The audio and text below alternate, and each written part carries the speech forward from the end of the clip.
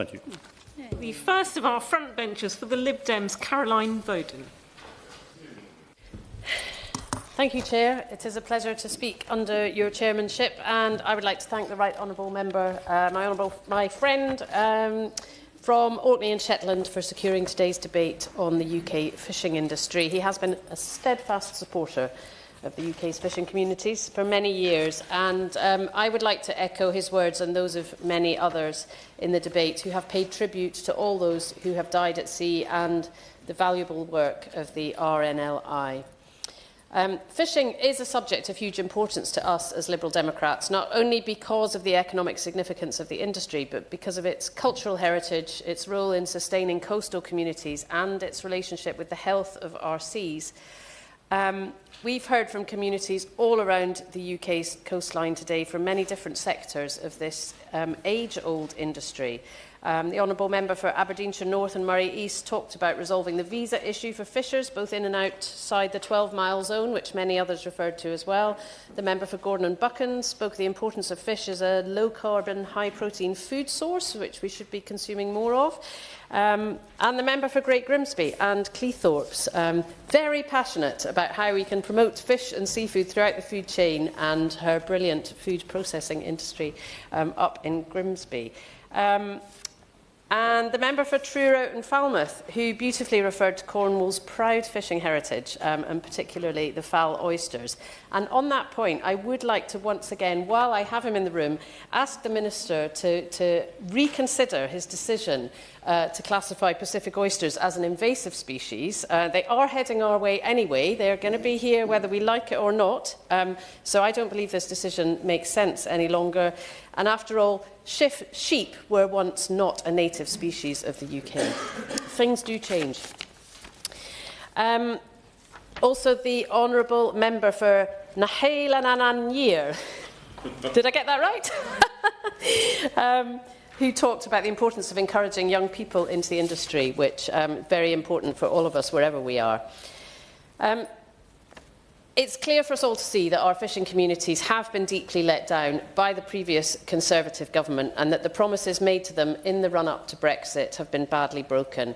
Instead of the sea of opportunity, which the member for Dumfries and Galloway optimistically said thought was possible, the industry has been cast adrift, struggling with increased bureaucracy, reduced market access and rising costs. And we believe that fishing communities deserve better. So as we enter this annual negotiation period and approach the end of the transition period in 2026, we must learn from the failures of the past and ensure that the mistakes of the terrible botched Brexit deal are not repeated. And as many honourable members in the room have said, we need multi-annual decision-making now to give the industry more long-term stability. Negotiations on fishing quotas must be conducted transparently and be based on the best science available, with fishing communities at the table helping shape these decisions, which will profoundly affect their livelihoods. The Liberal Democrats want a fair deal for fishers, one that sets realistic catch limits, that cuts unnecessary bureaucracy, that invests in infrastructure and creates opportunities for coastal communities to thrive, both on and off the water. First, I think we need to tackle the avalanche of red tape that has engulfed the industry for the last few years. The increased paperwork for customs declarations, export processes and landing requirements has created delays, raised costs and caused untold frustration, as my honourable friend President Ives described. Driving from Cornwall to Dover with a piece of paper to comply with an export requirement is utter madness in 2024. And having to get a qualified vet to personally sign 17 different pieces of paper for one export consignment is ludicrous, and yet this is the reality for offshore shellfish. A high-quality mussel farm off the Devon coast, and I've written here, which I had the pleasure of visiting on a very windy day in September, but I'm not sure it was all pleasure because it was quite choppy.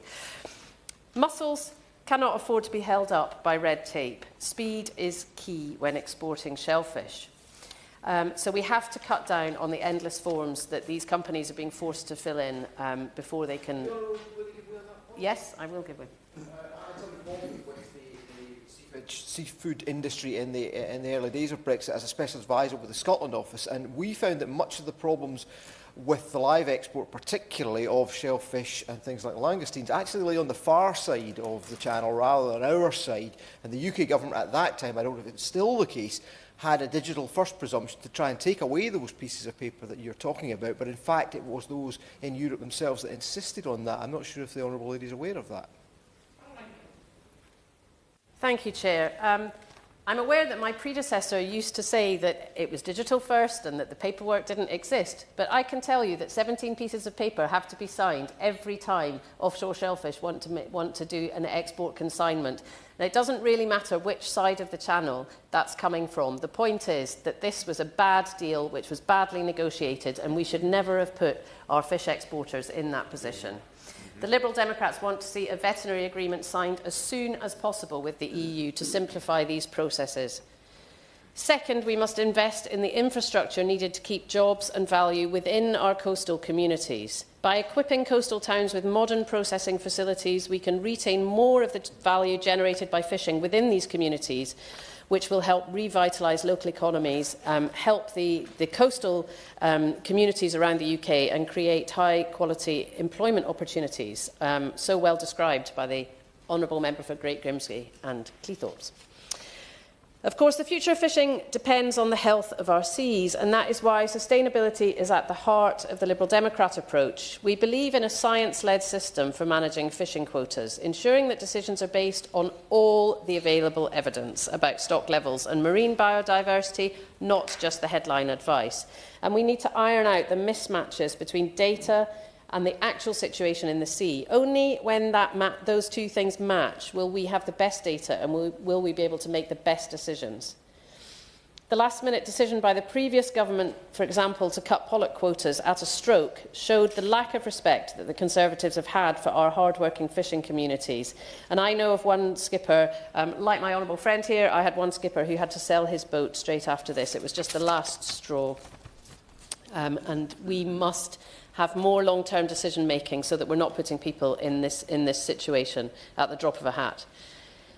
We would also establish an innovation fund to support the development of new technologies and practices that reduce environmental harm while increasing funding for marine conservation projects and expanding the network of marine protected areas, but done in consultation with the fishing industry.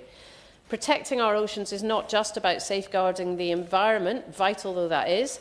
It is about securing the long-term viability of the fishing industry itself, and nothing is more important to an industry that provides sustainable quality food, contributes to our nation's food security and wants to carry on doing that for the long term. In my own constituency of South Devon, fishing is not just an industry but a way of life for many of my constituents. Brixham Harbour, one of the busiest and most successful fishing ports in England, is a hub of activity and sustains hundreds of jobs and contributes millions to the local economy. And I'm very grateful to the Minister for his visit in July, which was much appreciated by the fishing community, where we do also see bluefin tuna jumping in our waters, as in the Western Isles. Yet the challenges facing fishers in South Devon are stark. I have met with many skippers in Brixham who shared the immense pressures they're under, from rising fuel costs to navigating the labyrinth of post-Brexit bureaucracy. They are deeply proud of their work and their heritage, but they are feeling abandoned by successive governments who've made promises they've failed to keep.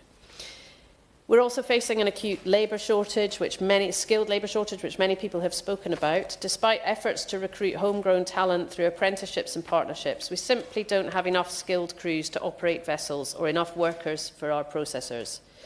As many honourable members have already raised here today, the current visa routes for non-UK workers are wholly inadequate. The transit worker visa, which many smaller operators rely on, does not meet the needs of modern fishing, while the skilled worker visa is unaffordable and impractical for the industry. Its language requirements alone simply just don't recognise the reality of working at sea. So I am asking the government to work together with the Home Office to create a visa system that meets the needs of this industry and supports its sustainability. As we review the trade and cooperation agreement, we must look at what's happened. Operating costs have skyrocketed due to Brexit and the pandemic, compounding the challenges for exporters who are so reliant on EU markets. Administrative burdens and barriers to trade remain a thorn in the industry's side, and these burdens must be eased and smoother trade with the EU must be prioritised. Better access has to be negotiated to weight it more in favour of UK fishers, and it would be really good to hear from the Minister how his negotiators are going to prioritise this. Marine spatial planning, something many people have referred to, must also properly recognise the value of fishing alongside environmental objectives.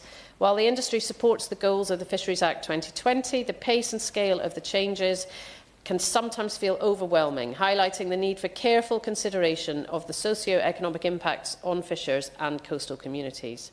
While we in the Liberal Democrats support an urgent move to renewable energy, is it right that we lease out the UK seabed to develop an industry that will export energy abroad at the cost of the UK fishing industry? Fishing and power can share the sea, but fishers must be properly consulted about the siting of new offshore wind, and there has to be a discussion about those turbines being located in some of our most lucrative fishing waters. So looking ahead, I hope the new Labour government will develop a clear and coherent strategy for the industry, one that takes into account the interconnectedness of environmental and economic objectives. The 2025 renegotiation of the TCA is an opportunity to address these challenges, and I hope the government will consider socio-economic factors also when shaping future policy. Fishing communities deserve far better than the neglect they have endured over the past decade. The Liberal Democrats remain unwavering in our commitment to advocating for practical, meaningful solutions that address the immediate challenges faced by these communities. We will continue to push for reforms that not only secure the long-term future of the industry as a whole, both at sea and on land, but also protect the environment on which it depends.